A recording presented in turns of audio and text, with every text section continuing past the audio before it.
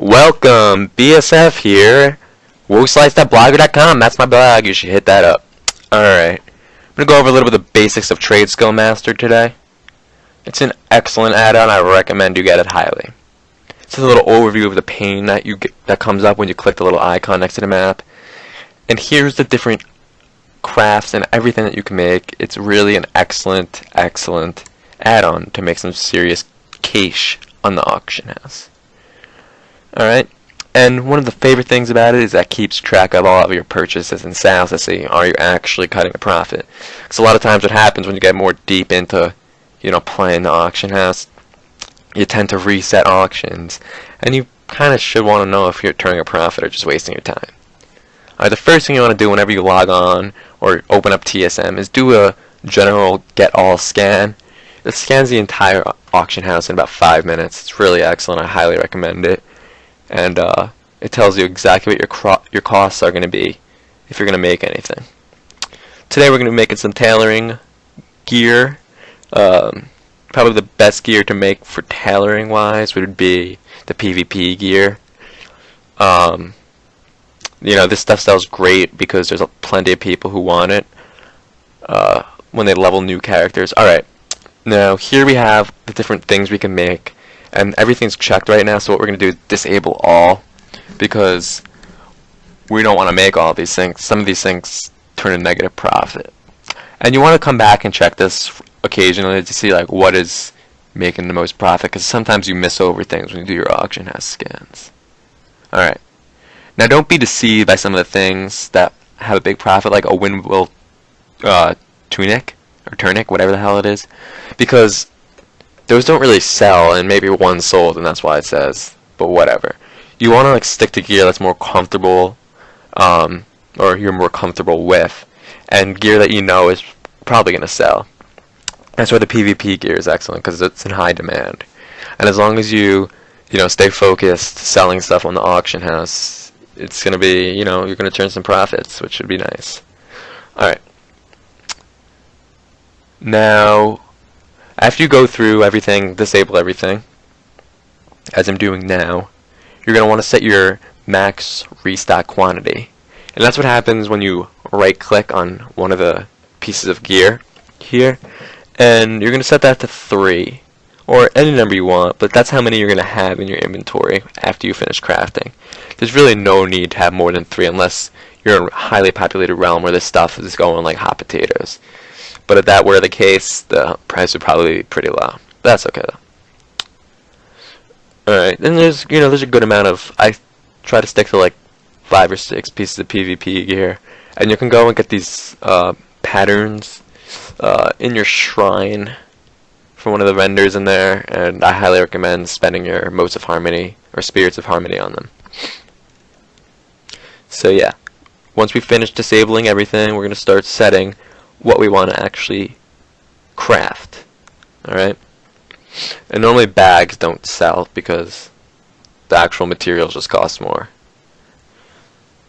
But that's usually the case with item enhancements and other crafted goods. Alright.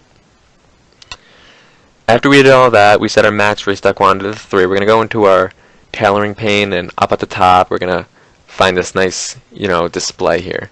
And the restock queue is basically everything that you set your max restock quantity to, and it's going to start crafting the gear. Of course, I don't have enough windmill cloth, and this isn't really a problem. Oh, what's it? Let's get this out of here. And this isn't really a problem. Just got to go to the auction house and buy some.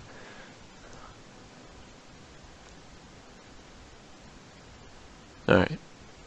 Do a little search up the top here. And, oh, this stuff's expensive today. So I'm not going to buy too much cloth on here because I want to see if I can wait for it to be a better price. Normally, when it's a better price, somebody flooded the market with a lot of cloth, and it's a lot cheaper. I try not to go above 25 gold per stack of 20, but of course, it's completely based on what the economy of your realm is. I'm sure there's realms out there where this stuff sells for like 50 gold, and some realms where this sells for like 5 gold or even less. It really all depends, and you gotta make your judgments based on that. And the only way you can make these accurate judgments is if you like watch the auction house and see the behavior of it. Alright, so now I'm just going to craft some bolts, because that's actually what we need to make the crafted gear. And everything shows up in green now, because I can make any of these items I want. But as you'll see, once I start crafting, some of them will turn orange and red, and this means that I'm not able to craft anymore, because I'm out of cloth. Alright, so we're going to make some of these belts. Right there, we got 2 of them. And they're going to turn a nice profit for us, hopefully. I've been pretty successful with this PvP gear on this realm. You just you really want to sell what's going to turn a profit. And if you make some good decisions, you should make some serious cash. Cash. Should I say it again? Alright. I'm going to get that 8 pieces of cloth that got mailed to me. I'm not really going to use it for anything, though. Alright. Maybe for later. It wasn't a great price. Let's go back and set up our groups. Now we go over here, a group pane, and we're going to create a new group. This is the wizard. It's pretty straightforward. I definitely suggest reading everything. And you just got to link a piece of gear in there for reasons unknown to me. And now we're going to name the group something. I like to name it like PvP gear or something like that. Just a specific group of items that you're going to sell.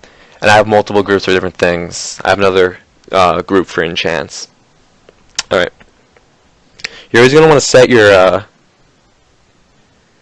max number to 1. Because if somebody's selling stacks more than 1, they probably made a mistake. And nobody's going to buy 2 pieces of gear if they only need 1. So this program, or this add-on, will completely...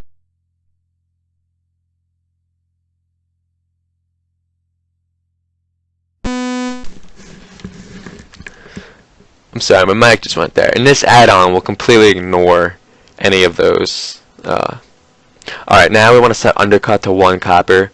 Anything more than 1 copper is just a loss to you, and it can, in fact, ruin the market.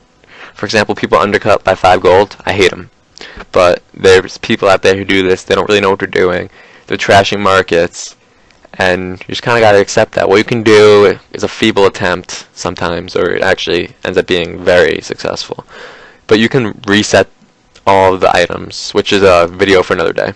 Now we're going to add all of the items that we just crafted into this group, so that when we go to post our auctions, these are going to be part of the auctions that we post. Alright. This next part is very simple. Go to post auctions, all the auctions come up. Some of them are patterns for my enchanting group, like I was talking about before. And now we're just going to post all of these items. And we're just going to have to wait.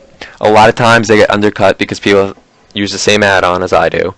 And they get the same idea. But you just got to compete with them. And normally your stuff sells if you just keep a close eye on it. I like to check it in the morning and in the evening, and if I can, in the afternoon. But you just want to check it any of your available free time. It's really simple to just log on. Thanks for watching my video. WoWslice.blogger.com. Check me out. Thanks.